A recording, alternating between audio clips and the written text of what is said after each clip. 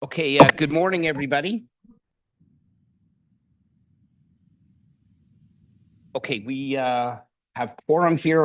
Got almost everybody. We do have regrets, I think, from Councillor Liu. So I'd like to call this meeting to order. We'll start with the land acknowledgement. We are gathering on lands that have been home to First Nations people from time immemorial. We acknowledge that what we now call Richmond Hill is on the treaty lands and territories of the Mississaugas of the Credit First Nation and the Mississauga and Chippewa nations of the Williams Treaty. We also recognize that we are on part of the traditional territories of the Haudenosaunee and the Huron-Wendat. We'd also like to acknowledge all First Nation, Inuit, and Métis people from across North America, also known as Turtle Island, who now reside in the city of Richmond Hill. We are committed to rebuilding constructive and cooperative relationships. So at this time, if you can, I'd ask you to stand for our national anthem.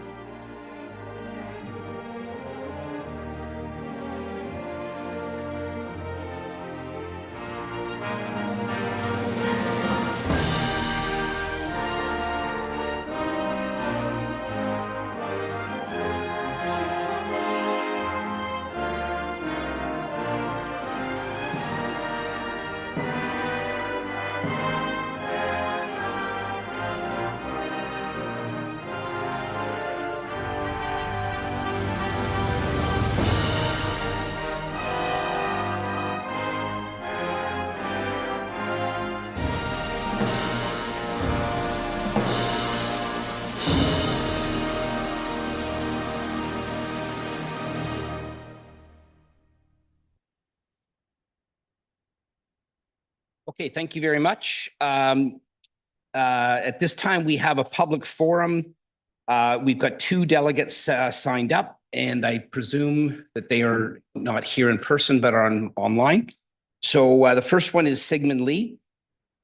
So Mr. Lee, you've got 5 minutes to address council. Good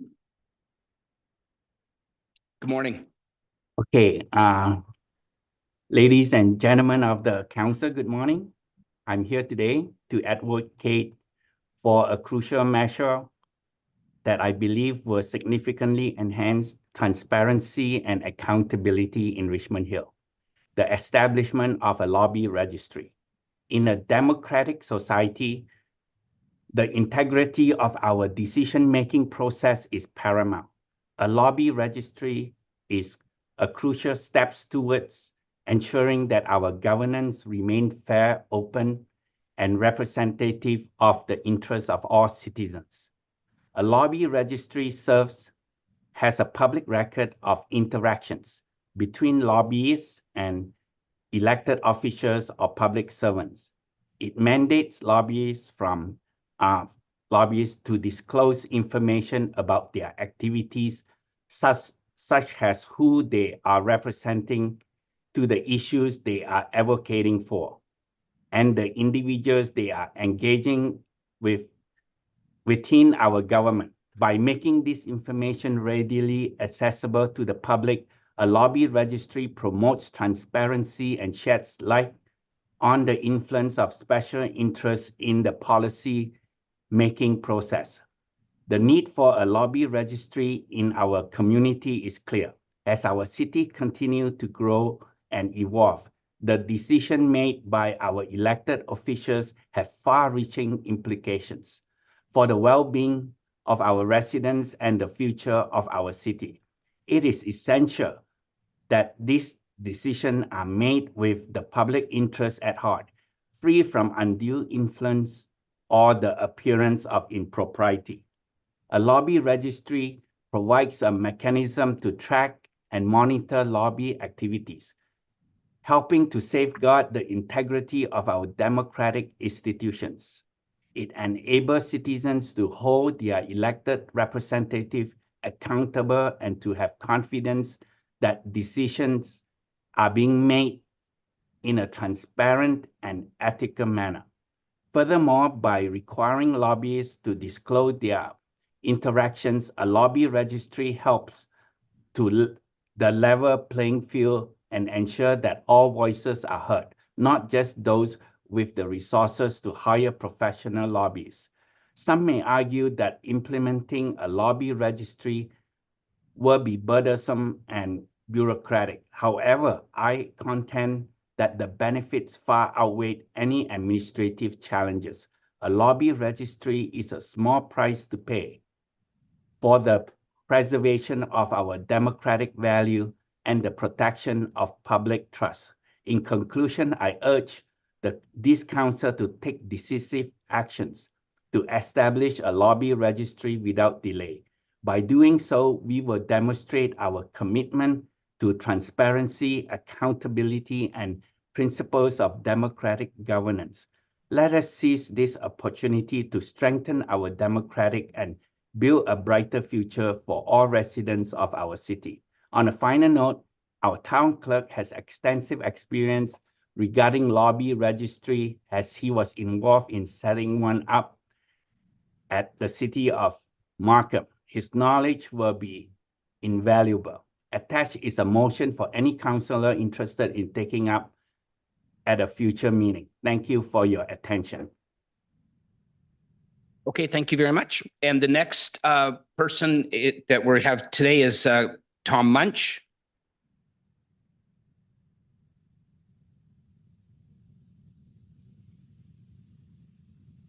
Okay, Mr. Munch, you've got 5 minutes to address council. And you're currently muted. There you go. We can't hear you, sir.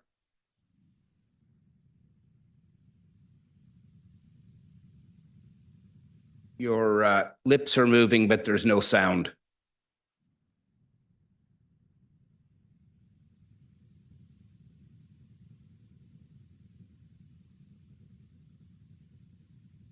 Mr. Mudge, I believe the microphone on your computer itself is muted, not Zoom.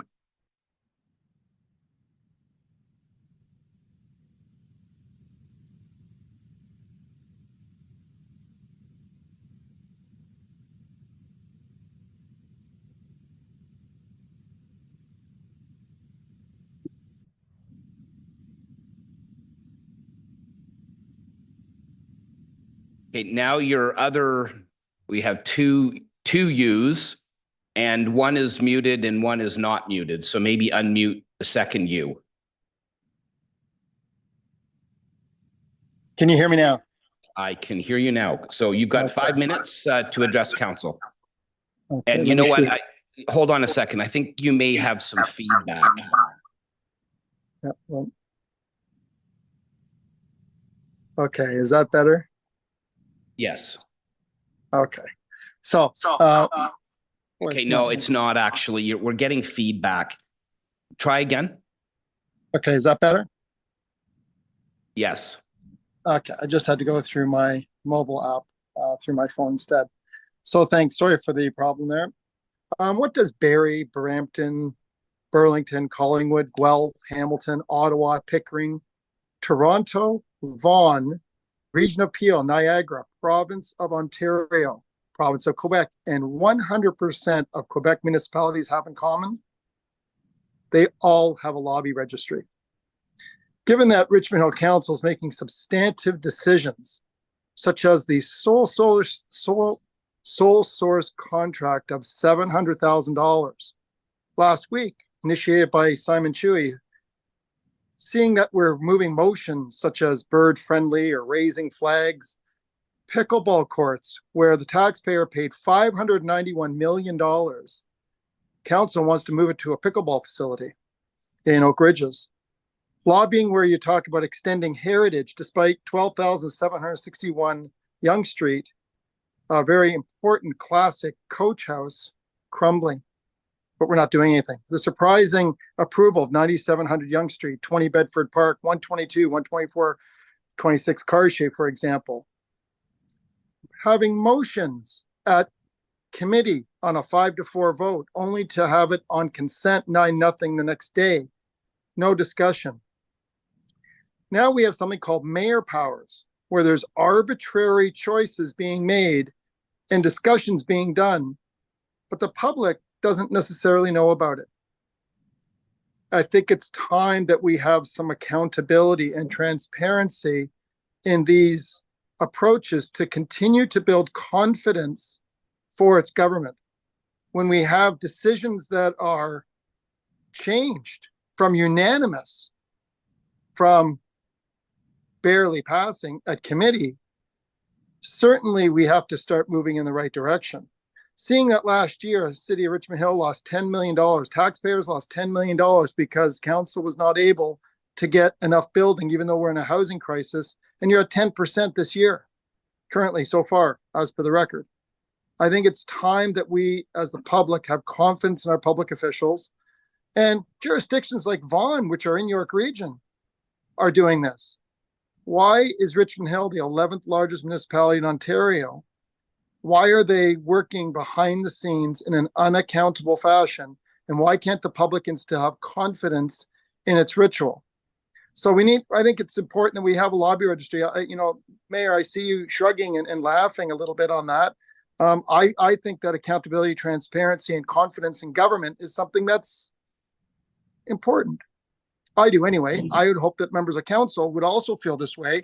If you don't believe in open transparency and accountability and giving confidence so we can get public in a time where livability is a real concern for many in our community.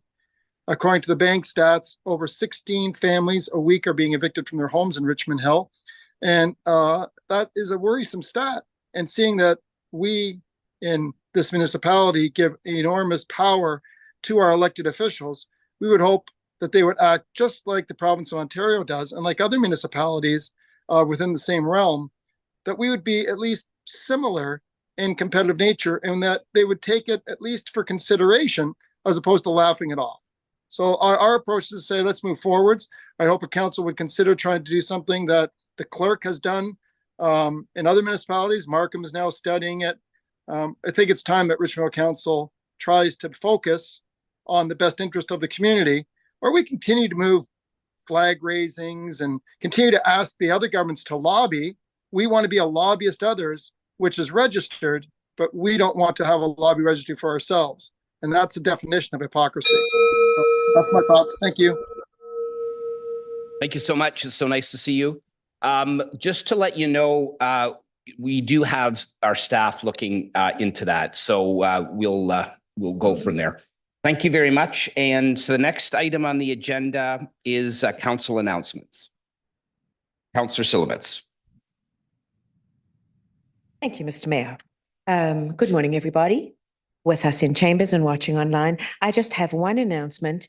This coming Saturday evening at the Richmond Hill United Church, which is located at 10201 Yonge Street, I will be having the first of my 2 summer events, spring summer events. This one is called Songwriters from the Hill, and it's a free event. You're invited to come and join us and enjoy an evening of music from local songwriters. We believe it's going to be amazing. We are raising funds this year through my council events for the Richmond Hill Community Food Bank and 360 Kids. Should you attend on Saturday evening, we would greatly appreciate you bringing something to donate to the Richmond Hill Community Food Bank bins, a non-perishable item, and that's basically all we ask that you bring with you, as well as any members of your family, friends, residents, neighbors who would like to join you. So please spread the word. That's Saturday evening at 7 p.m. at the Richmond Hill United Church. Thank you. Thanks very much. Regional Local Councillor Chan. Good morning. Thank you, Mr. Mayor. I want to share that this week is actually National Paramedic Services Week. This is a week that is time that we certainly recognize the hardworking paramedics, as we know that whenever there are emergency situation, not only in York Region or across Canada, paramedics are on the front line and give much needed care on an emergency basis. And also their profession is evolving in the sense of really contributing more into the evolving healthcare system. And in fact, the theme of this year, I think is very meaningful. Help us, help you, meaning helping the paramedic, helping all of us in the community. And the last day of the week is actually May 25th. And speaking on May 25th, I'll be hosting the 2024 Spring Fair at Town Park between noon and 3 p.m. In fact, I'm so pleased that York Region Paramedic Chief has agreed that to also to have an ambulance there with the staff on an operational basis to share with any community members who have questions and want to know more about the York Region's paramedic services. And I'm not going to say more other than that I encourage everyone you could look at. There's an article published on Monday, May 20th in the Richmond Hill, the Liberal. I know now it's no longer a physical paper, but it's on the website, yorkregion.com. I would just say that the title said it all. A sight to see. Those are not my words. Actually, this is the word from our respected fire chief. It's referring to the first motorized fire truck in Richmond Hill. And they'll be on display. And there's opportunity that people will take photos. I understand that Richmond Hill Fire and Emergency Service is probably maybe making up a photo frame for people to take photos to remember. And also there are other performances, and I also quote being cited in the news in the article. Music is something that unites people. And I call it would have a musical event in the evening, but during the afternoon, there will be live band music by a local band called Fireball Governors. So do come and look forward to having everyone. And let me play The Weather Would Be Cooperating. Thank you. Okay, Regional Local Councillor DePaulo. Thank you, Mr. Mayor. I just wanted to briefly mention that the Mill Pond Community Barbecue is fast approaching. It's going to be held on June 15th. And we're going to be closing Mill Street on that day. So just the residents are aware in the area, Saturday between 11 and 3 p.m., Mill Street will be closed for that Richmond Hill Community Barbecue. And there'll be live entertainment, free burgers for those that live in Richmond Hill and attend and register. It's just so helpful if people do register before the event. We need to gauge how much food to prepare and how we're going to orient people in that a smaller venue to accommodate the large number of people that have indicated they want to come, and we have to figure out the logistics of how everyone's going to come and go without interfering too much with the existing residential community. So the Richmond Hill Community Barbecue at the Mill Pond is June 15th. Just a reminder, you can register at joedepaulo.ca or at richmondhill.ca. You can get all my contact information to contact my office. Thank you. Thanks so much. Councillor Tree. Thank you, Mr. Chair. Through Mr. Chair to all the audience, this Sunday, March 26th, we're going to have a walk for the Hill House Hospice Services from 8:30 in the morning. So you're welcome to join this event, walk for 5 kilometers with your families, kids, and your lovely partners to join this event. Looking forward to meet you there. Thank you. Thanks so much. Anybody else? Okay, moving right along, we have emergency or time-sensitive matters. Anybody have any emergencies? Okay, adoption of the agenda. I need a motion to adopt the agenda. Now, everything, we did have a withdrawal of the delegation for the bird-friendly motion 15.2.1. So it is possible to pass that on consent as well, if that's the will of council. So, okay, Councillor Silovitz, seconded by Councillor Tree. All those in favor? Opposed? That carries unanimously. Okay, we've got adoption of previous council minutes. We've got a 3-for-1 special today. Council public meeting on May 7th, council meeting on May the 8th, and special council meeting on May 14th.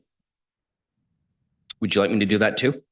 Okay, but before we do that, we're going to do the disclosure of pecuniary interests. See, I knew nobody had one, so it was fine. Okay, adoption of previous council minutes. Councillor Shu, Councillor Davidson, all those in favor? Opposed? That carries unanimously. Okay, separation of items requiring separate discussion. Okay, seeing none. So I need a motion to adopt, I guess, the whole shebang. Councillor Silovitz, Councillor Thompson, all those in favor? Opposed? That carries unanimously. Okay, public hearings, we have none, but we do have a presentation today. We have a presentation by Altaf Station Walla from Mackenzie Health. He's the president and CEO regarding an update on operations at Mackenzie Health, Richmond Hill Hospital. And so I see Mr. Station Walla logging on. And when you're ready, sir, you've got 25 minutes or so to let us know all the great things that are happening at Mackenzie Health. Welcome. Oh, you're muted, Altaf. There we go. Thank you, Mayor West and members of council. It's an honor to be back here for my annual update on the efforts of Mackenzie Health, our 2 hospitals, Mackenzie Richmond Hospital, Corlucci Vaughan Hospital, and our 6 ambulatory sites across the region from Toronto all the way up to Barrie. Today, I really want to focus on some of the activities and efforts that we're making to continue to improve care to this community, a little bit on our finances, some practical perspective on our operations, especially the emergency department, which continues to be overwhelmed on the best of days, a little bit on our strategic plan and how we're progressing on our 4 priorities, and getting a little bit deeper around the population growth and aging and the pressures that is putting on the hospital. I will spend a bit of time on the continued effort that we make in the use of technology to provide safer and higher quality care, and then a little bit on our foundation and some of the fundraising activities. If we could go to the next slide, please. So it was an honor to be here for the 60th anniversary of Mackenzie Health, previously known as York Central Hospital. We celebrated on November 28th, 2023. We actually opened the hospital in November 28th, 1963. So a long time ago, but a massive impact that this hospital has made to this community. For the longest time, the York Central Hospital, then becoming Mackenzie Richmond Hospital, was the only hospital in the region servicing Vaughan and King. A lot of pressure on the hospital to be meeting the needs of such a high growth community. And I think we did it in a remarkable way, but obviously with the support of Richmond Hill Council, also advocated for a second hospital in Vaughan. And I think obviously the 2 hospitals do work very well together, but it was an honor. I think many of you were there. We had Mayor West and members of council present. You'll see some of your images there. And, some reflection this past month, we celebrated our long service awards. And one of our physicians, Dr. Blakely, a cardiologist, actually celebrated 60 years with Mackenzie Health. So he was one of the first physicians to work at Mackenzie Health, a renowned cardiologist, just retired a few years ago. So an amazing testament to our physicians, to our nurses, to our staff, and the commitment that many of our staff have to serving this community for extended periods of time. I also think back to the fact that the Redelmeyer family provided the lands under which the hospital was built. We have many key community leaders like Virginia McLaughlin, who was a key member of this community, was also the chair of York Central Hospital, then later became the chair of Sunnybrook Health Science Center. So deep roots in this community. There are great images in the A wing. There's a timeline. If you haven't seen it, I do encourage you to come by. And obviously a milestone video. So again, thanking all of you in your participation. You would have also seen some of the work that we're doing in the A wing. So we have refreshed space, a brand new atrium in terms of the looks. And we actually redid the first and second floor of the A wing for our complex continuing care and rehab patients. And I'll get a little bit more in the continued effort to refresh and improve the physical environment of Mackenzie Richmond Hospital. We can go to the next slide, please. So our two hospitals and our network of community-based locations continue to serve this community effectively. There is an unrelenting demand for services, and the high volumes are apparent to us every single day, most pronounced in our emerge department. But despite those challenges, we continue to provide exemplary high-quality care. Just this past December, we were accredited with exemplary standing once again. So it's typically a 4 to 5 year cycle. So that means that now 3 consecutive periods we've been exemplary. This is the highest level of accreditation that a healthcare provider can provide across this country. I myself am a surveyor, surveyed for the past 25 years, multiple times in every province in this country and internationally. I've actually never given exemplary standing to an organization. So I'm very proud of what we've achieved, and that would suggest that upwards of 12 years we've been exemplary standing, and a great testament to the care that we provide.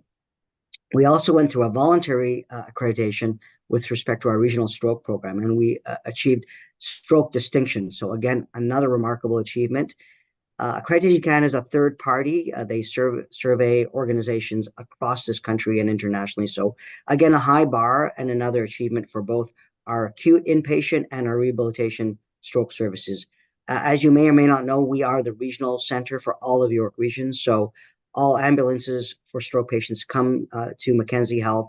And again, we're proud of this achievement when it comes to one of our exemplary regional programs.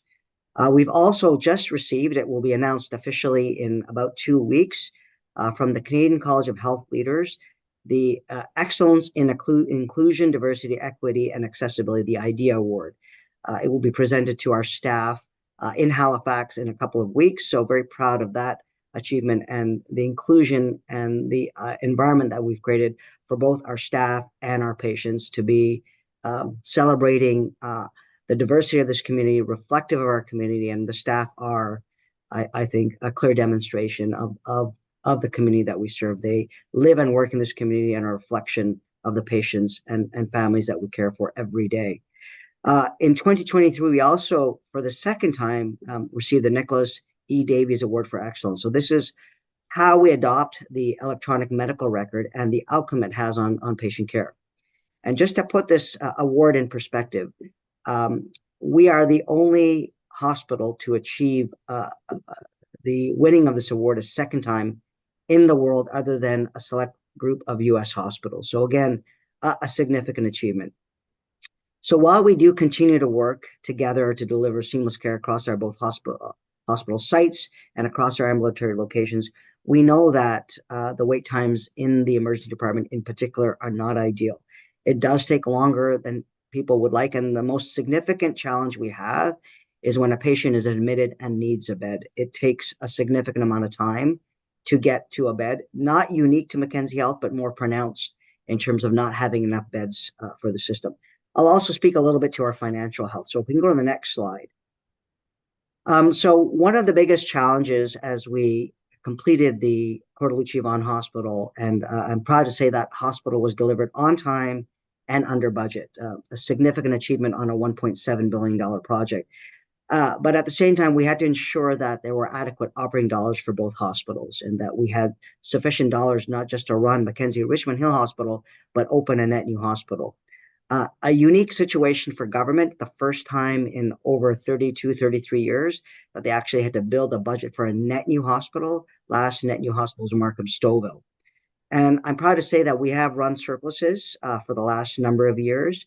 The surpluses serve multiple purposes, but the main reason we need additional dollars is to ensure that we have working capital funds for both hospitals. And we want to ensure that both hospitals have sufficient dollars by which we can reinvest in equipment and in facilities to keep both facilities up to standard. The other dimension of these funds is the fact that we have overachieved on all of our volumes. So the volumes that were forecast across both sites that were to be achieved 5-6 years from now were actually achieved within the first 2 years of opening Cortellucci Vaughan. And that's the collective volume between both hospitals. So that goes to emerge visits, inpatient days, clinic visits, and so forth. So we have ramped up faster than any hospital in the province, and that is what also drives some of our positive financials. So obviously these dollars are going to be used to continue to invest in additional patient care to ensure that we grow the right way. But as I go into this next slide, you'll see just how busy we are. Go to the next slide. So we have surpassed all expectations of volumes, and both hospitals are completely full. And what does that mean? That means that despite the fact that we just opened a second hospital about 3 years ago, we're completely full. We have patients in unconventional spaces. So as an example, even at Cortellucci Vaughan Hospital, we've had to acquire space next to the emergency department that used to be used by medical imaging for inpatients. We're using space on the second floor, which is where our ORs are for inpatients as well. And just to give you a sense of these volumes, on any given day, 600 to 700 patients attend our emerge department. We've seen a 6% increase in Richmond Hill emerge visits. We've seen an 11% increase in Vaughan visits. 20% of our patients come from outside of our catchment area. I think that's a testament to the care that we provide, and in fact, the shorter wait times we have. But a large portion of them do not have family doctors, so that is a challenge. In the most challenging periods, and the flu season was difficult, you can see that the peak of volume was really in the months of December and January, which is typically what we see in any given year, December being the toughest. We have challenging situations when it comes to admitted patients. So early in January, we had a day between both emergency departments where we had 111 patients that needed a bed. So just put that into perspective. Those are patients that are waiting for a bed, sometimes waiting upwards of 1, 2, even 3 days at times. So we've tried to come up with innovative solutions. We've tried to find better ways in which we can meet the need. And one key vehicle is a new clinic that we've opened. It's called the Family Practice Navigation Clinic. And what it is intended to do is to ensure that patients don't have to rely on the emergency department to receive primary care, which is what is happening a significant portion of the time. When we find an unattached patient that comes to the emergency department, we triage them into this clinic, and then they get access to primary care. So between October 2023 and March 2024, 381 patients were treated multiple times in this clinic, and we were able to find 257 of these patients. We found a permanent family doctor for them. So clearly, this is one of our strategies to reduce emerge volumes and ultimately get patients better care by accessing primary care and creating a relationship with a primary care physician that can better meet their needs. Go to the next slide, a little bit of the progress on our strategic plan.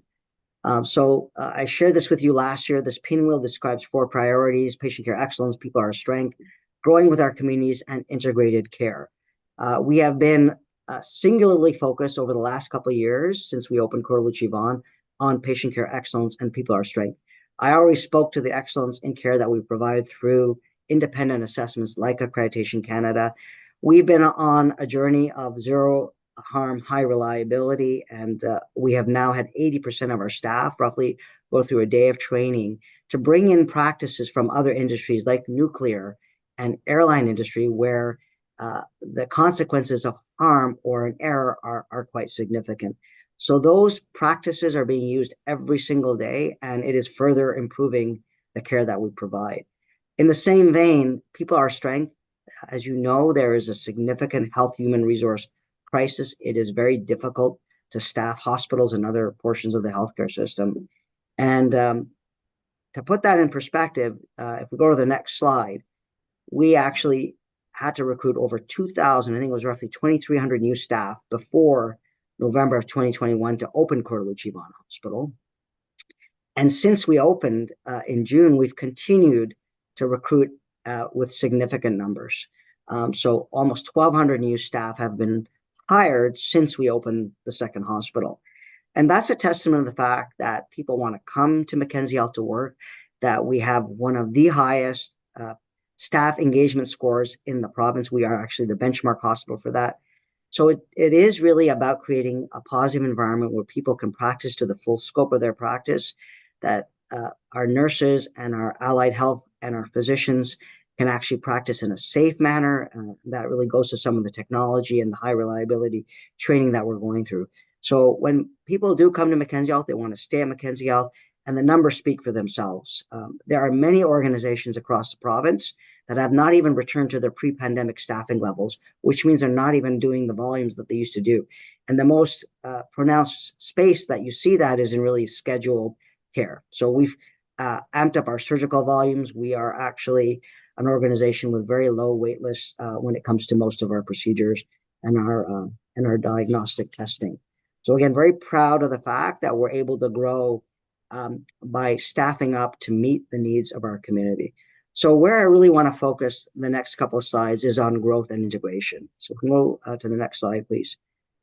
If you'd asked me 3 years ago, did I expect our organization to be this stretched for capacity, I would have said no.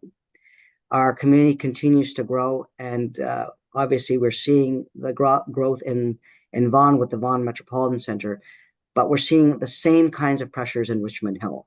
As the young subway line extension occurs, and as we see higher density growth at Yonge and High Tech, Yonge and 7, we need to be looking at the future needs of this community in Richmond Hill. So we are actively turning our eyes to future expansion of healthcare in Richmond Hill. We have began our community engagement efforts to understand what key community leaders are saying, what our residents are saying. So a number of you have participated in surveys. We've done about 20 in-depth interviews. We've engaged through our President's Advisory Council. We've conducted over 500 resident surveys. And we also engaged our community in our teletown hall that we held in the fall. So we want to better understand from our community what the gaps in care are, what the needs are, and also help us appreciate what the future needs are going to be, especially as we see intensification in Richmond Hill and aging at the same time, and really start to appreciate that we need to be thinking 10 years out in terms of healthcare planning and the pressure. So we know that working with Mayor West and many of your staff in Richmond Hill, we are getting solid numbers to better understand the intensification and the population growth in Richmond Hill as development occurs. We'll go to the next slide. So as we looked at opening Cordalucci Vaughan Hospital, well before we opened the site, I went to the board and said, we need to start to refresh the Richmond Hill site. So the board in those days, this would be about 3 years ago, allocated $8.5 million to start some of the renovations and refresh to the Richmond Hill site. The most visible one to many of you was when we had our 60th anniversary celebration in the A-Wing atrium, which was refreshed along with the first and second floors of those units. And we continue to refresh other units.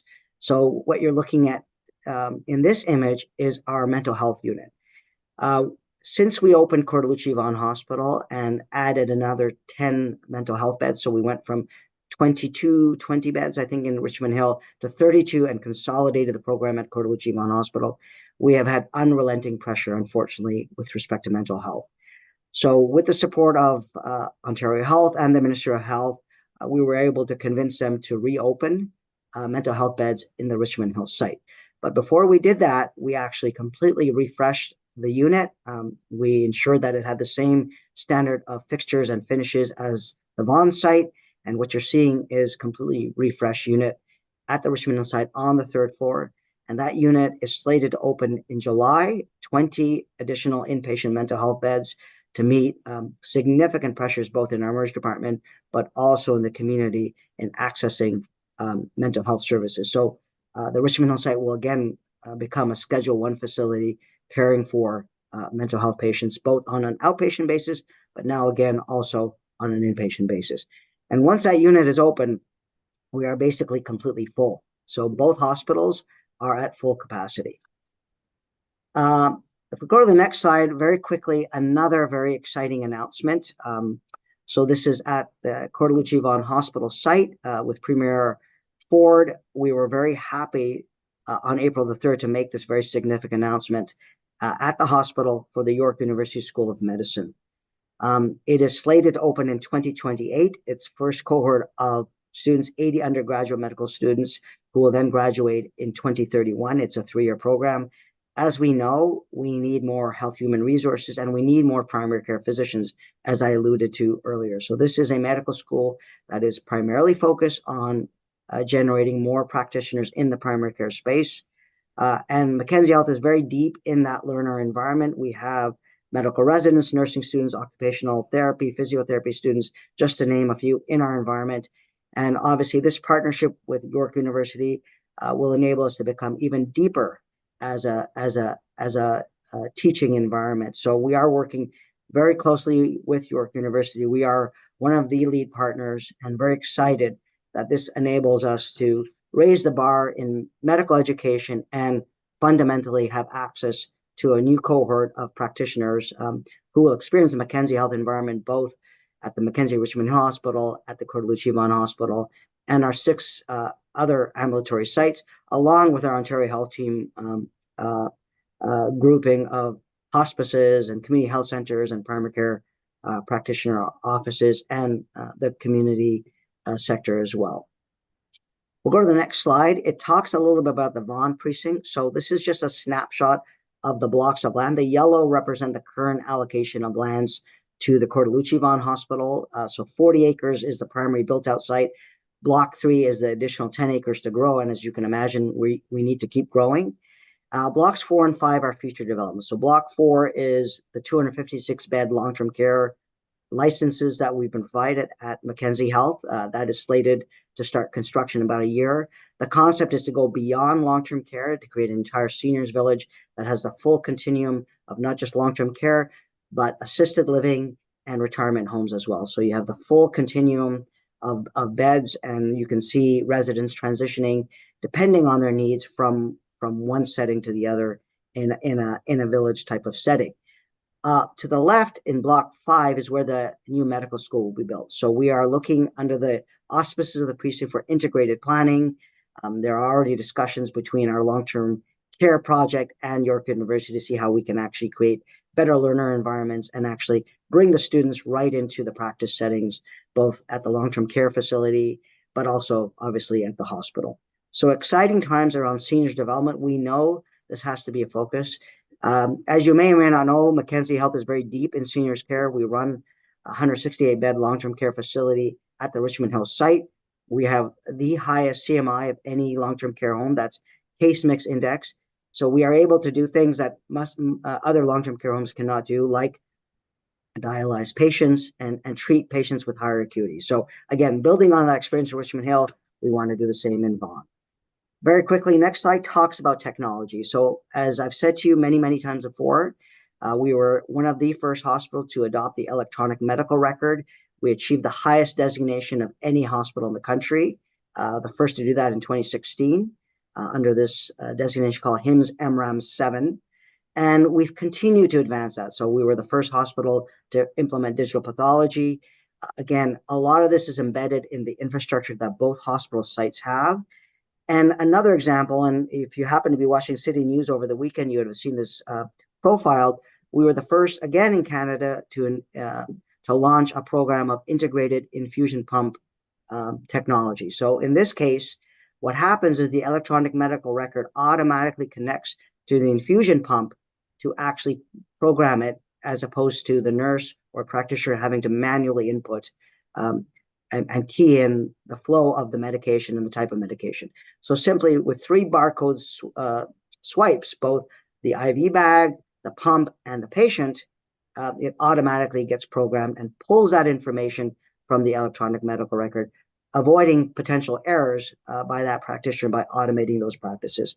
So just another example, we turn these types of practices on of what we call the smart hospital every few months. New technologies and new things are being adopted with the solid infrastructure we have. So just another example of how we're using technology to provide safer care at Mackenzie Health at both our hospitals and our other locations. Very quickly on the foundation. So as you know, we did wrap up our $250 million ultimate campaign for both hospitals. And we are now, under Nicole McConn's leadership, our new president and CEO, launching into the post-campaign phase. We will be launching some mini campaigns and really ensuring that there's alignment between where the hospital is going and where the foundation is going in terms of future fundraising.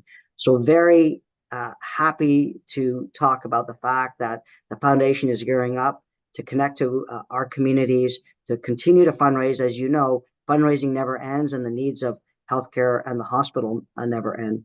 So very excited by Nicole, the foundation board, and the stewardship of existing donors, but also building that strong culture of philanthropy to continue to engage our community to support their local hospital.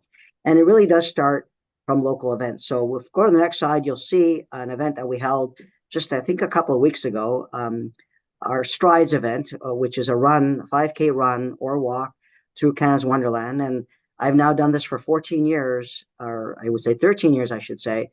And one thing is consistent, my times are increasing as I run the 5K. But nonetheless, one of our most significant events, we had one of our best turnouts, and I think we raised almost $280,000, so well above our 250 goal. So very proud of the community support, all the participants, all the families, and obviously the funds that are raised. And we will continue to engage our community with these types of events. So to your constituents, to council and Mayor West, please engage our community the best you can to continue to have them support Mackenzie Health and their local hospitals. So with that, I'm going to conclude my presentation and happy to answer any questions. Well, thank you very much, Mr. Stationwala. And so I think on that note, I'll turn it over to council. And given that your competition in the Strides for Stroke this year from our council was Simon Tree, I didn't ask him what his time was, but I'm sure it was very good. So we'll pass it over to Councillor Tree. Okay, thank you so much, Mr. Chair. Through Mr. Chair to our Mr. Stationwala, thank you so much for coming here as well. As we discussed in the present committee meetings a few months ago, and really appreciate on behalf of all the residents in Richmond Hill. So in that meeting, we discussed a lot of the pressures from population perspective regarding to the health from Richmond Hill, as we discussed, right? So there are, in next 10 or 20 years, there are going to be a large population increase in city of Richmond Hill, and how the public health system support those large populations. There was a very, very positive discussion with all the stakeholders, including hospital and IRP and other stakeholders as well from community too. So here, I was Steve, thank you. Appreciate all the efforts from hospital perspective. Thank you so much for your hard work as well. Around 2 weeks ago, we ran for 5K for the Stride committee in the Wonderland. So it's great opportunity. I know you're faster than me. Thank you. Appreciate it coming here. Okay, thank you, Councillor Tree. So you'll move a motion to receive the presentation with thanks? Yeah, sure. Okay, great. Councillor Silovitz. I presume you'll second that motion? Yes, I shall. Thank you. Thank you, Mr. Chair. And thank you, as always, to Mr. Stationwala. We always enjoy your updates and look forward to them. You have proven to be a remarkable CEO of Mackenzie Health, and for that, we thank you. Just a couple of notes from my end on a personal level. The care at Cordalucci, the urgent care and nephrology center, and Mackenzie Health, Richmond Hill, is superb. I myself and my family have had to be there a number of times over the past year, 18 months. And each time the care given to us, especially my 93-year-old mother, has been superb. So for that, I commend Mackenzie Health for their continuing amazing care. I'm very happy to hear of your primary care clinic initiative. I think that's marvelous. So many people who are complaining and concerned that they don't have a primary care physician. I think this can indeed help that backlog and the hundreds of people who now have gone through that clinic. I think now at least they have a GP, and that's incredible. I have a couple of questions through you, Mr. Chair, that I'd like to ask Mr. Stationwala. Through you, Mr. Mayor. Mr. Stationwala, when I hear, and I also have observed, the wait times in the emergency departments, both at Mackenzie and at Cordalucci, it always seems to me that it's because there is a lack, and I say that in inverted commas, of ER physicians in the actual unit. There always seems to be one doctor who is completely overworked. Can I ask you, is that because you have to follow specific provincial legislation as to how many emergency care physicians can be hired or are working at one time? It's not, I would imagine it's not the fault of our hospital system, but it's the fault of something that lies deep within legislation or protocols and policies. If you can answer that, not to put you on the spot, but just to publicly ask question. Thank you. So it is a balancing act in terms of how physicians are reimbursed versus how staff are reimbursed. So our staff are salaried, our physicians are on a fee-for-service reimbursement model. So there always has to be a balancing act of a reasonable income for a clinician to earn, to put in the time and the effort to come to work. So if there isn't an adequate number of patients to be seen, then a physician will not work at a particular hospital. So it's always that balancing act, Counselor, to ensure that we create a viable model of sustaining clinicians, and it's not just the EDs, in general how physicians are reimbursed. So, you know, it would be great to have 30 physicians in the ED every day, but that's not a viable model from a staffing perspective based on the reimbursement model for clinicians. So that's the reality. So often I will hear, what do you mean there's only one emerge doctor working at the night shift? Well, that is the nature of the volumes that we would see. So it's always balancing the volumes with the number of physicians. There are standards for sure, Counselor, around the right number of physicians to patients. And we always have physicians on standby. So if the volumes do creep up, there are additional doctors who are on reserve that will come in within a half an hour. At our peak times, we'll have anywhere from 5 to 6 doctors working in the emergency department, but it's all about level loading the volume with the physician numbers. And in the same vein, we would do the same with our nursing staff, because we are also measured on our efficiency. So overstaffing when the volume isn't there is not ideal either from an efficiency. So it's a balancing act always. And in emerge, as you can imagine, if 5 ambulances show up, then all of a sudden it's chaos, and that can happen. So I probably haven't given you the exact answer you want, but it is difficult, but we have great data, you know, around predictability. We can tell you how much the volume will go up on a Super Sunday, on a Super Bowl Sunday, for example, versus Christmas Day versus, you know, Thanksgiving kind of situations. Very predictable, and we try to staff based on the volumes, if that helps. Thank you, sir. That's very, very interesting to hear. One further question, just to follow up through you, Mr. Mayor, to Mr. Stationwala. How have you found the nursing shortage to impact the provincial or even federal, national nursing shortage to impact our two facilities, it's always been my observation that there are an excellent number of nurses that are always present in all departments, whether it be the ED or if I or my family have had to go for outpatient clinic appointments.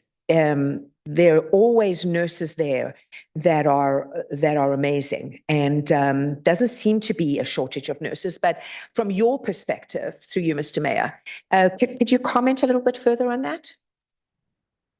So thank you for the question, Councillor. And what I can say is that our vacancy numbers continue to drop, but we have a secondary challenge at Mackenzie Health, which is our numbers may drop, but then we continue to open new beds and new programs. So case in point, we're about to open 20 new beds at the Richmond Hill site for mental health.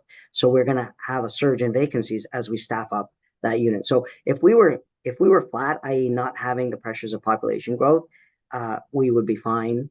We are doing very well, I would say, knock on wood. But we do have shortages in specialty areas like critical care, like in the emergency department, like in our peri-op areas.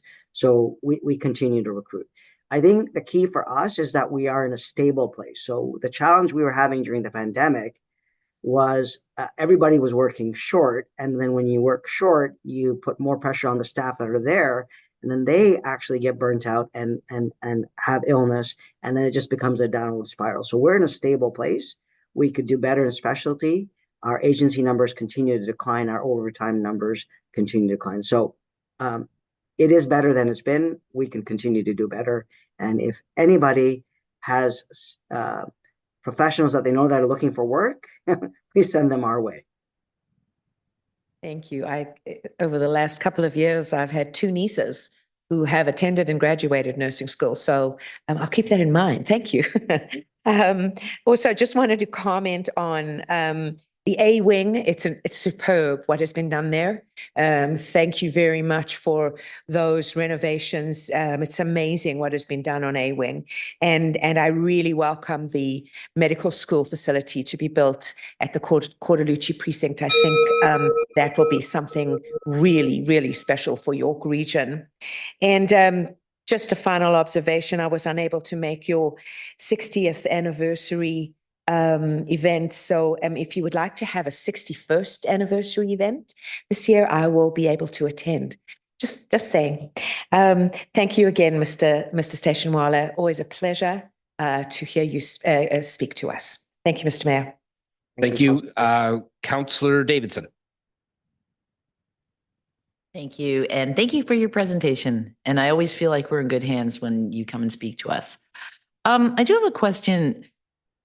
Council knows, has been briefed that I think there's a possibility of some, what I would consider private clinics establishing themselves in Richmond Hill to do something like, let's just pick one thing like cataracts or knee replacements or whatever.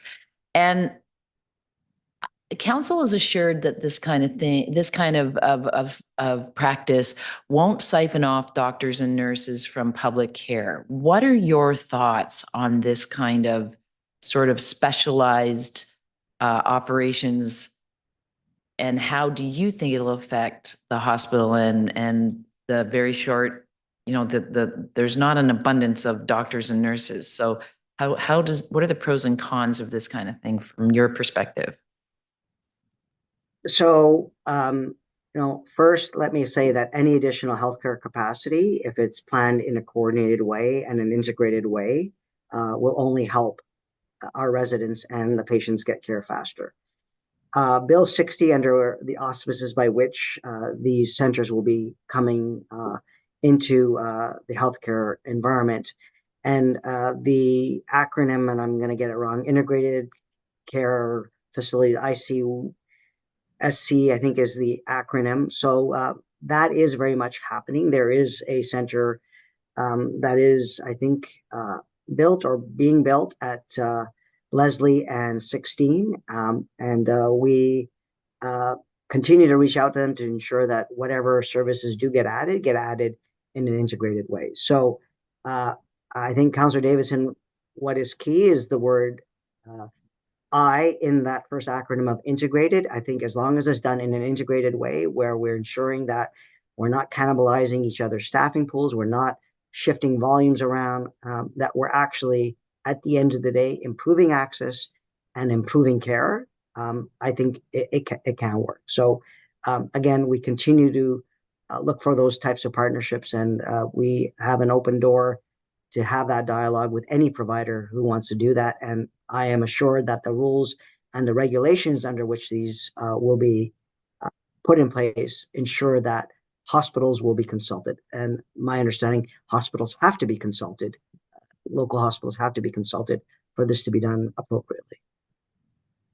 Thank you. So just to repeat what you just said, so there's a mechanism in place. It's not optional. You will know, for example, say somebody has has eye surgery or knee replacement, and they end up with, post-operative infection or something.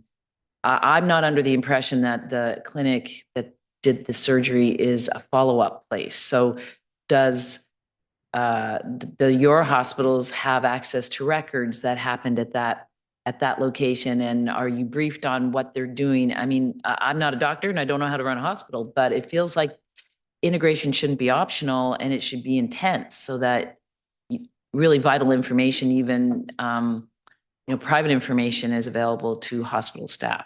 Yeah, so that is the intent under that word integrated, and the organizations will have to go through accreditation under the same body, Accreditation Canada.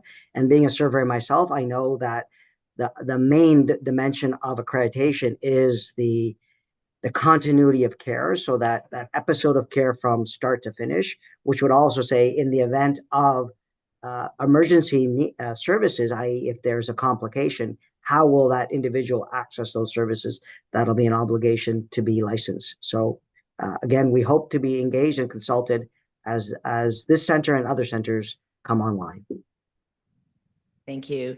And I know obviously healthcare is provincially funded and provincially guided, but if you were, sitting around having a coffee, relaxing, and you were just waxing, I wish the city of Richmond Hill would X. How could this city help you? And maybe now you can send us an email, but really out of the box. Yeah.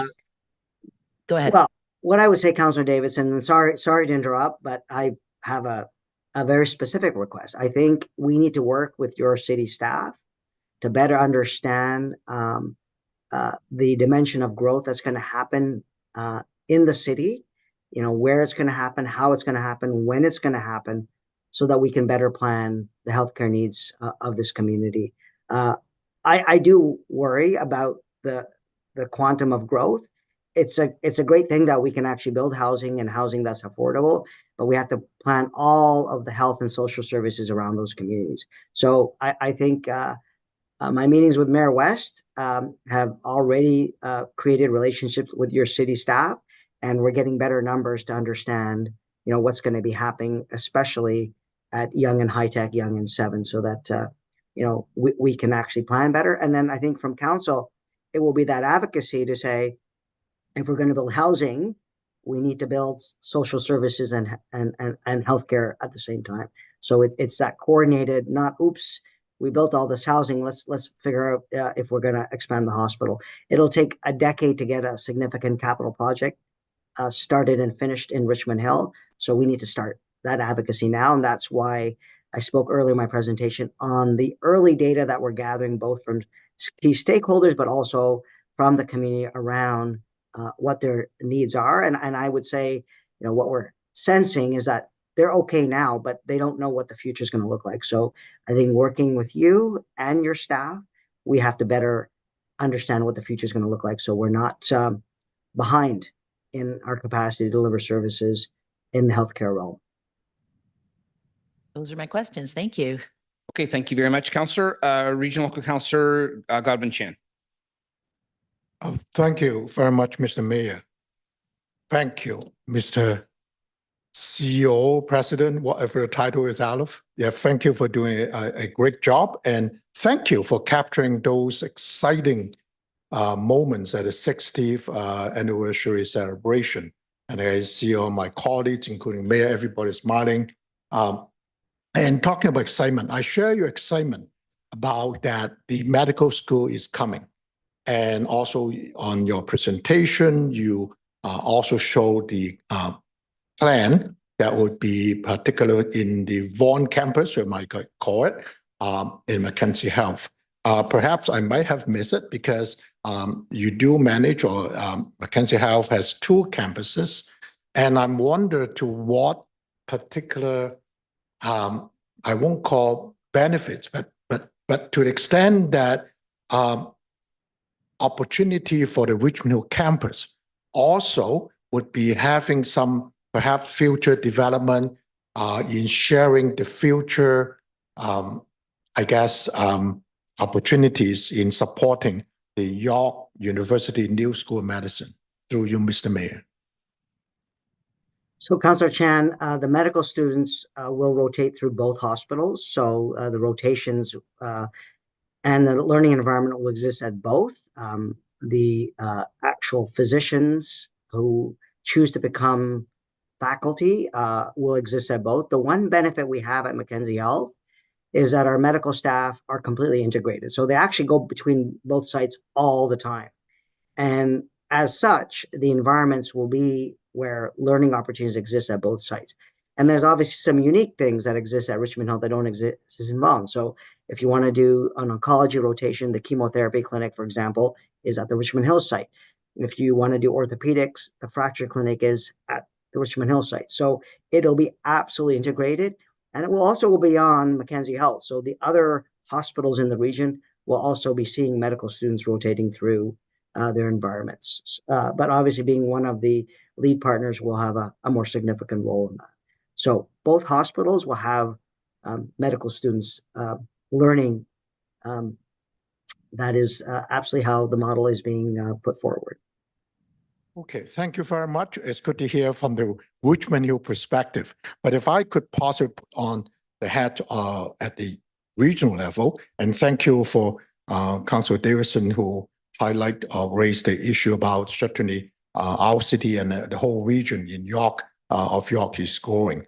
I happen to be co-chairing the York Region Human Services Planning Board. We actually do have another healthcare institution sitting on the board. It maybe is we can take it offline, would be of interest, whether it's Mackenzie Health would also be considering joining the board insofar as working together on implementing the York Region's community well-being plan. So that's something maybe a takeaway to think about. We can follow up afterwards.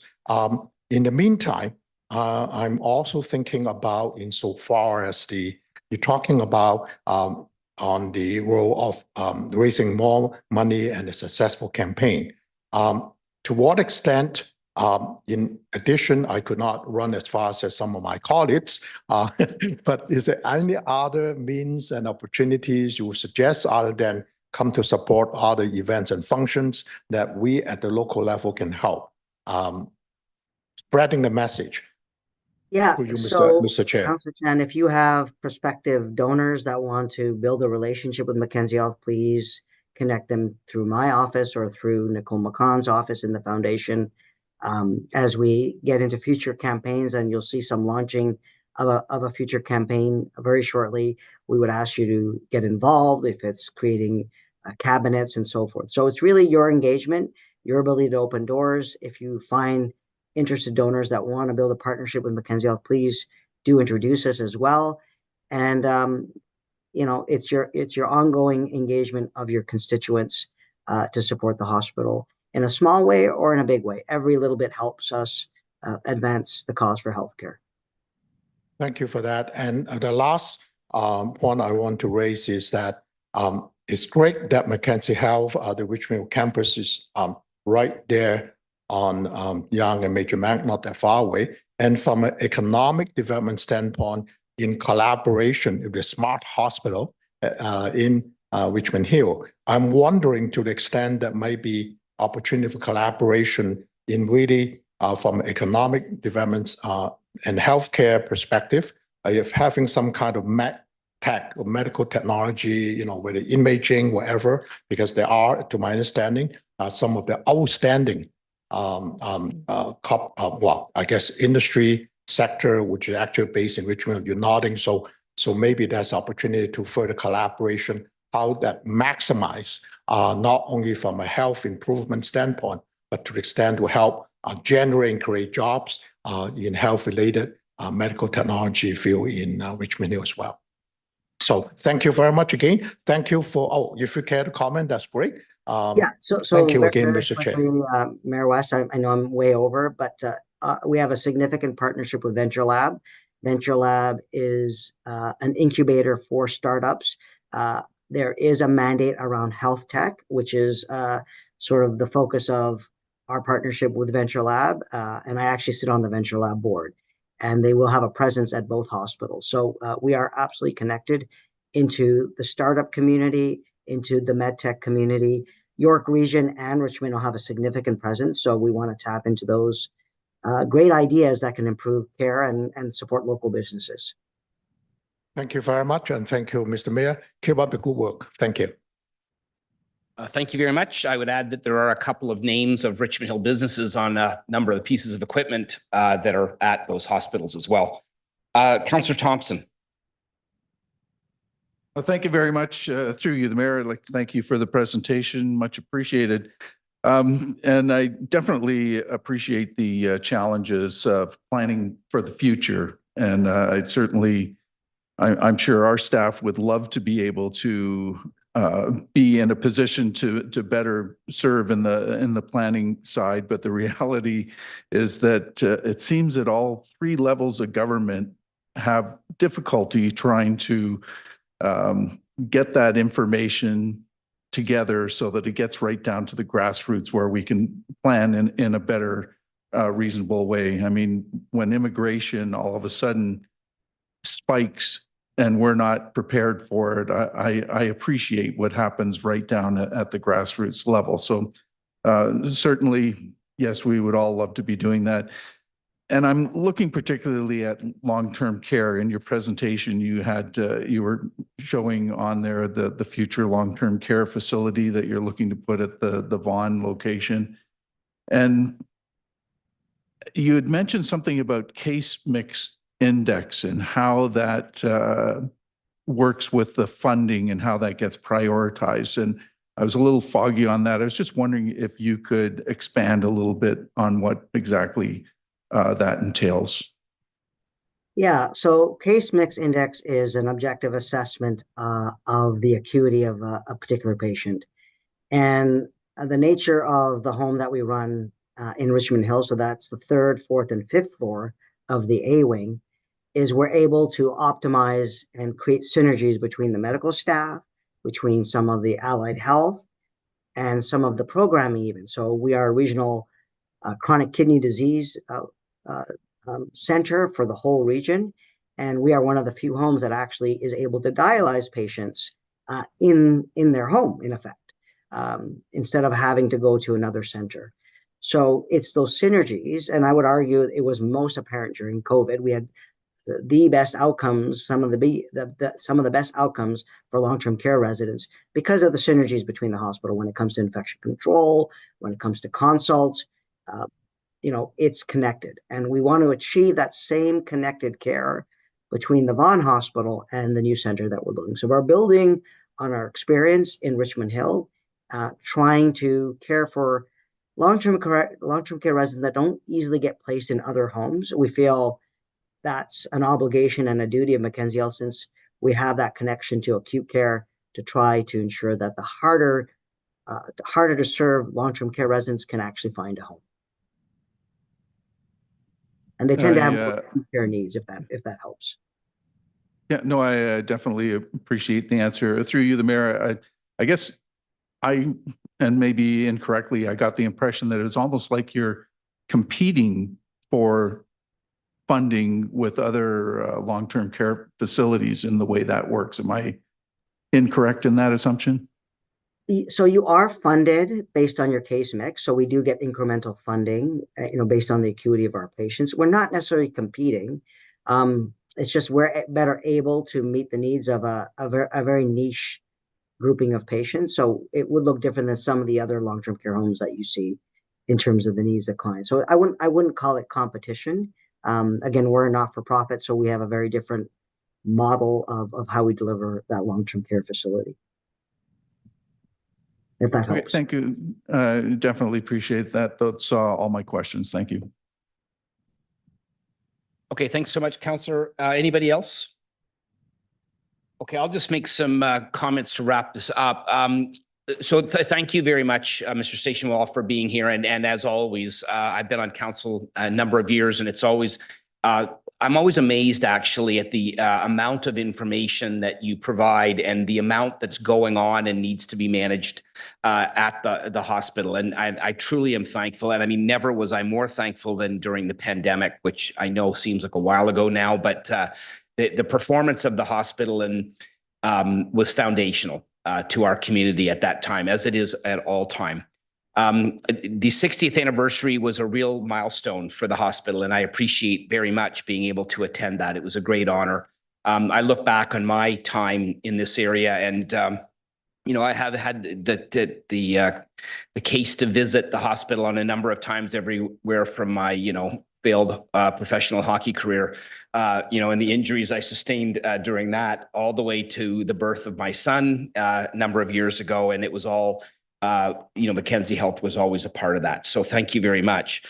It doesn't surprise me to hear of all the awards that you've received. And I really appreciate hearing this, because I think that people need to know what kind of excellence we're dealing with at our Mackenzie Health Hospital at both sites.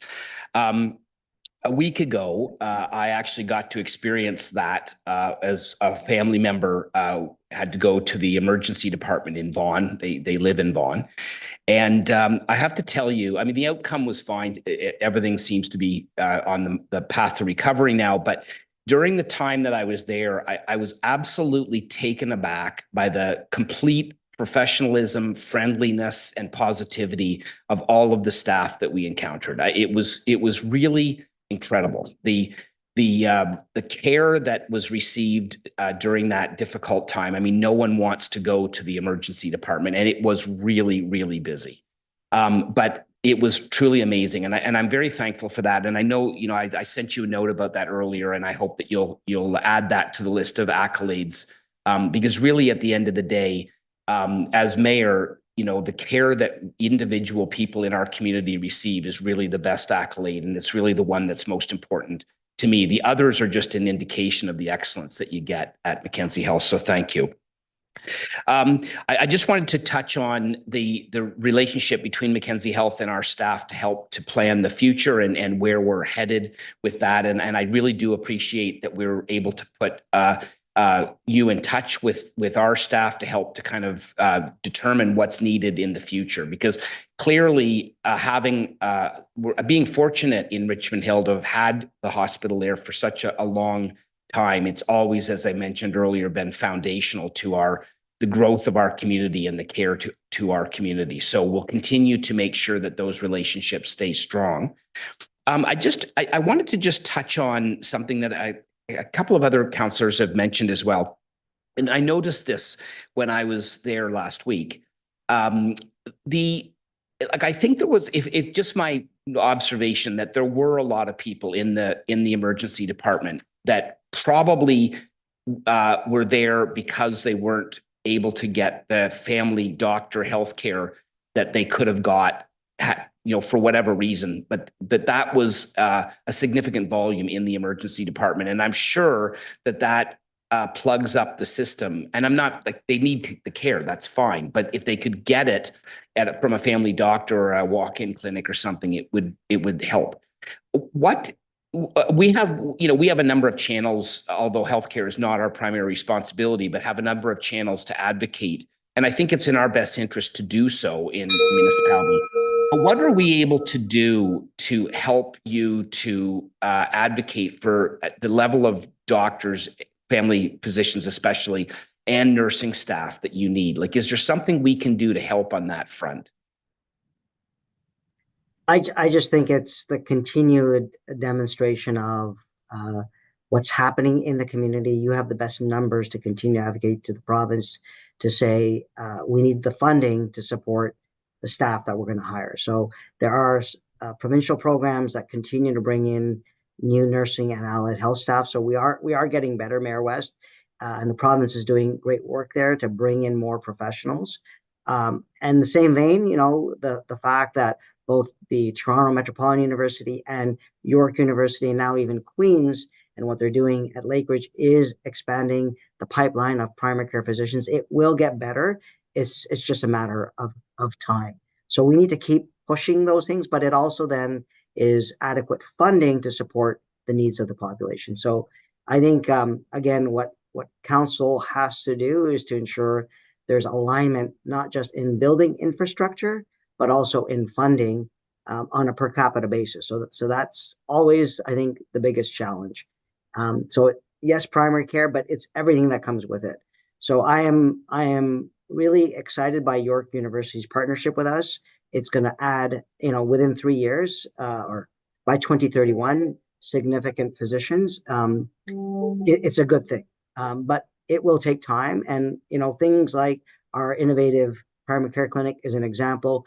We are actively working on creating our own family practice at one of our ambulatory sites as well. So we're going to keep at it. But I think it really comes down to ensuring that Richmond Hill gets its fair share of healthcare funding. Okay, well, thank you very much for that. Again, I just want to thank you, and on behalf of council, thank you for your presentation. But most of all, please pass on our thanks to all of the people that make that magic happen at the hospital. So thank you so much. And so we have a motion on the floor to receive with thanks. All those in favor, opposed, that carries unanimously. Thanks very much, Mr. Stationwell. Thank you. Have a good day, everyone. Okay, so moving right along, do you want to do the bylaws now? Okay, so we have we have an in-camera, session coming up. So we have bylaws 18.1 through 18.5 that we could dispense with. Can I get a mover and seconder for those? Councillor Davidson, Councillor Tree, all those in favor? Opposed, that carries unanimously. Okay, so at this time, I need a motion to move into closed session. Councillor Silovitz, Councillor Tree, all those in favor? Opposed, that carries. Thank you very much. We'll be moving into closed session now, and we'll be back in a little while. Just for the public record, council has resolved to move to closed session to consider personal matters about identifiable individuals, including municipal or local board employees, with respect to a citizen appointment to the Committee of Adjustment for the remainder of the 2022-2026 term of council, pursuant to Section 2392B